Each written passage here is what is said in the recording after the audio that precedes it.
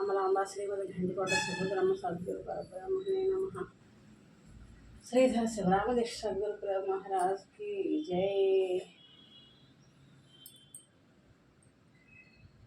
అమ్మల గన్నయమ్మ ముదిరమ్మల మూల కుటమ్మ సాల పెద్దమ్మ సుహాసుల పరిపాలన చిన్నమ్మ తమ్ముడు నమ్మ వేరుకమ్మ మనమ్ముల అమ్మ బుద్ధమాయన్న కృపాగ్నికృత మహత్వ పవిత్ర పవిత్ర సంఘాలు మాణిక్యవీణ మలాలయంది మలాల సౌమంగళ వాద్యరాసం మాహేంద్ర నీలజిత కోమలామి మాతను కన్నా మనసాస్మరామి.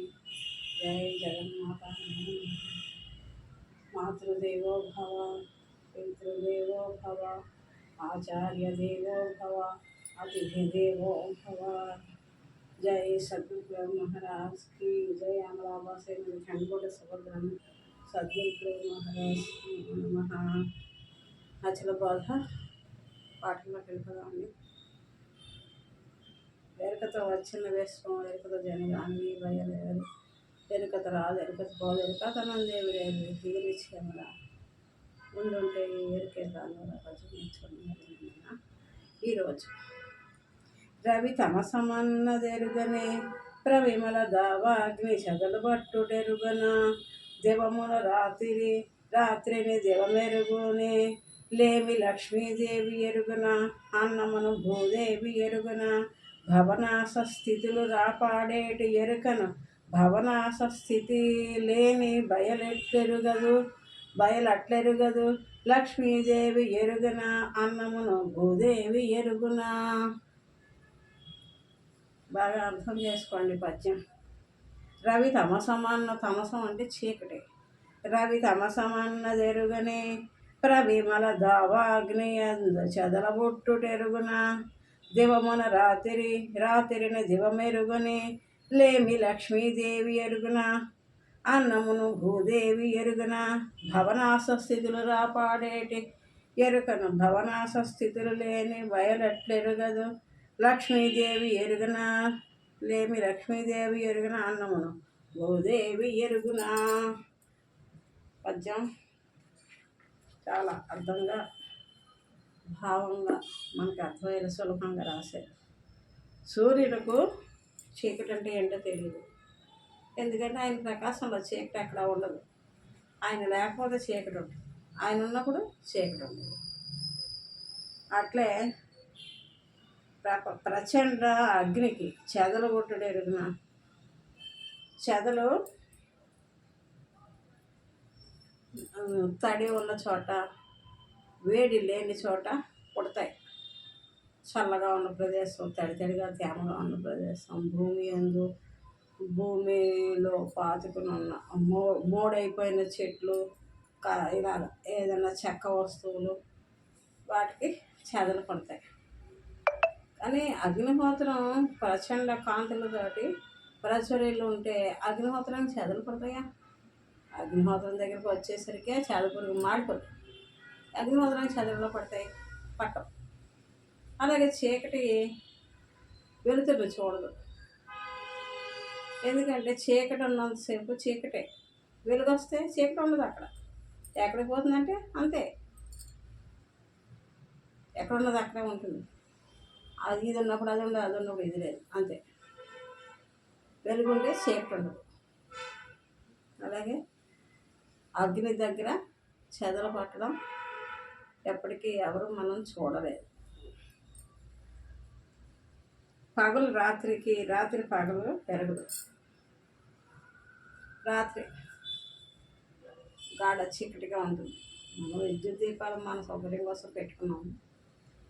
ఆ దీపకాంతి కాకుండా ప్రకృతి పరంగా చూస్తే సూర్యుడు పడమర దిశకి చేరి కనుమరుగవుతాడు. అంటే మన భూలోకానికి కాంతిని ఉపసంహరించుకుంటాడు, వేరే లోకాలకి ప్రసరిస్తాడు. ఆ భూమి చుట్టూ తిరుగుతారు కదా, ఆ తిరగడంలో మనకి చీకటి రాత్రులు వస్తాయి. చంద్రుడు కాంతి చల్లగా ఉంటుంది. సూర్యకాంతంతో ప్రకాశవంతంగా ప్రచండ మరి వేడితోటి అగ్నిలాగా చంద్రుడు మనకి అంత శీతలత్వాన్ని, చల్లదనాన్ని ఇస్తాడు. కొంతవరకు మనకి వెన్నెల కాంతి ఉంటే చీకటి తెలియదు. అమావాస్య ఉంది. అమావాస్య నాడు మరి చంద్రుడు పూర్తిగా కనుమరుగైనట్టుగా ఉంటుంది.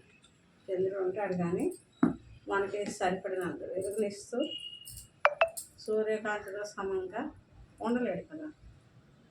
దాన్ని ఆ చీకటి సమయం రాత్రి, సూర్యోదయం అయ్యాక వెలుగు. ఈ రాత్రిని పగలెరగదు, పగలెరుగు రాత్రి ఎరగదు. ఎందుకంటే పగలు ఉన్నప్పుడు రాత్రి లేదు, రాత్రి ఉన్నప్పుడు పగలు లేదు.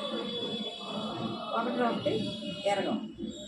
ఉద్యోగం రాత్రి ఎరుగు, రాత్రిని ఉద్యోగం ఎరుగున విన్నారు. అన్నీ ఒకటి తెలియదు. దరిద్రమును లక్ష్మీదేవి ఎప్పుడు ఎరగదు. దారిద్ర్యం ఎప్పుడు ఉంటుంది? లక్ష్మి లేని చోట దారిద్ర్యం ఉంటుంది, లక్ష్మి ఉన్న చోట దారిద్ర్యం అనేది ఉండదు. అందుకని లక్ష్మీదేవికి దరిద్రం అన్నది తెలియదు.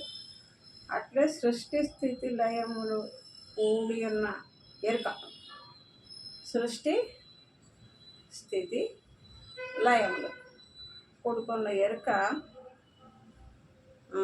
సృష్టి స్థితి లయములు లేని పరిపూర్ణమును ఎరగదు. ఎరిగితే అది లేదు, ఎరుక శూన్యం. ఎరుక పరిపూర్ణం అంటే ఏంటో ఎరుకకి తెలియదు. తెలుసుకున్నాను అనుకోవడం కూడా ఎరుకే. తెలివి ఎరుకే కదా. ఎరుకతో తెలుసుకున్నదంతా కూడా ఎరుకే. అందుకని ఎరుక పరిపూర్ణాన్ని తెలుసుకోలేదు. ఈ ఉదాహరణలు ఏంటంటే, చీకటికి సూర్యుడు తెలియనట్టు, సూర్యుడికి చీకటి తెలియనట్టు, మరి రాత్రికి పగలు తెలియనట్టు, పగలకి రాత్రి తెలియనట్టు, లేమి దరిద్రం లక్ష్మీదేవికి తెలియనట్టు, అన్నమును భూదేవి ఎరుగున. భూమి నుంచి మనం పంట పండించుకుంటున్నాం. వడ్లు, ధాన్యం కంకులు అవి మొలకలు వస్తే వడ్లు జల్లి దానికి నీరు పెడితే మొలక వస్తుంది. దానికి ఎన్నో కంకులు తయారవుతాయి. దానికి మళ్ళీ ఒక చిన్న మొలక నుంచి కొన్ని ధాన్యం గింజల కంకులకి ఉద్భవిస్తాయి. దాంట్లో బోళ్ళు పంట వస్తుంది. ఆ ధాన్యాన్ని దంచి వడ్లు దంచి ఎక్కడ చేసి బియ్యం చేసి అన్నం వండుతాం. ఆ అన్నాన్ని భూదేవి తింటుందా? అన్నం భూదేవి ఎరుగుతుందా? తెలియదు. పంట మాత్రం ఇస్తుంది, పంట పండించుకుంటున్నాం. అన్నము భూదేవి ఎరగదు, భూదేవి ఏది ఆశించదు, పెట్టిన ఆవిడ గ్రహించదు. అన్నం భూదేవి ఎరుగుదు, లేదు లక్ష్మీదేవి ఎరుగున. భవనాశ స్థితులు రాపాడేటి ఎరుకను భవనాశ స్థితి లేదు, పరిపూర్ణం అట్లా ఎరుగుదు. ఈ సృష్టి స్థితి లయములన్నీ కూడా ఈ ఎరుక ముచ్చట్లే. పరిపూర్ణానికి ఎంత మాత్రమో అవి లేవు. ఎందుకంటే అందులో తన్మాత్రలు లేవు. మనకి పంచ తన్మాత్రలు ఉన్నాయి, పంచభూతాలు ఉన్నాయి, అన్నీ ఉన్నాయి. అందులో పరిపూర్ణంలో పంచభూతాలు లేవు, పంచ తన్మాత్రలు లేవు, ఎరిగే శరీరం లేనే లేదు. అది లేనప్పుడు ఎలా గుర్తెరుగుతుంది? ఇవన్నీ ఉంటే అన్నీ గుర్తెరుగుతాం, అన్ని వ్యవహారాలు చేస్తాం. లేని వాళ్ళకి ఏ రకంగా గుర్తెరుగుతారు? గుర్తెరిగే తెలివే లేదు అక్కడ. అది నిజస్థితి, పరిపూర్ణ స్థితి.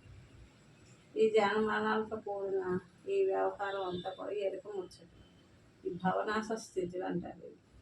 ఈ భవనాశ స్థితులతో రాపాడే ఈ ఎరుకకి భవనాశ స్థితి లేని పరిపూర్ణం ఎప్పటికీ తెలియబడదు. భూమి అన్నమును ఎరగదు. అలాగే అన్నాదము రెండు ఒక్కటే. అన్నమును ఇచ్చు దిషదులు అన్నము ఓషధులు భూమిపైనే పెరుగుతా. భూమి ఎరగదు కదా. ఈ ఓషధులన్నీ కూడా భూమి అందే ఉద్భవిస్తున్నాయి, వృద్ధి చెందుతున్నాయి, మనందరికీ ఆహారం అవుతున్నాయి. కానీ భూమి వాటిని ఎరగదు. అది పరిపూర్ణం ఏది అంటున్నది, ఏది లేనిదంలో. ఎరుకైన భూత పంచక మెరుకకు చరణములు కటియు హృదయముగళమున్ శిరమును నయ్యను క్రమమున ధరణి మొదలు చేసి ఇట్లు తనయా గుర్తెరుగో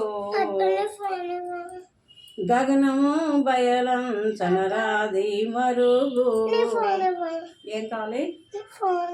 ఏది? ఫోన్.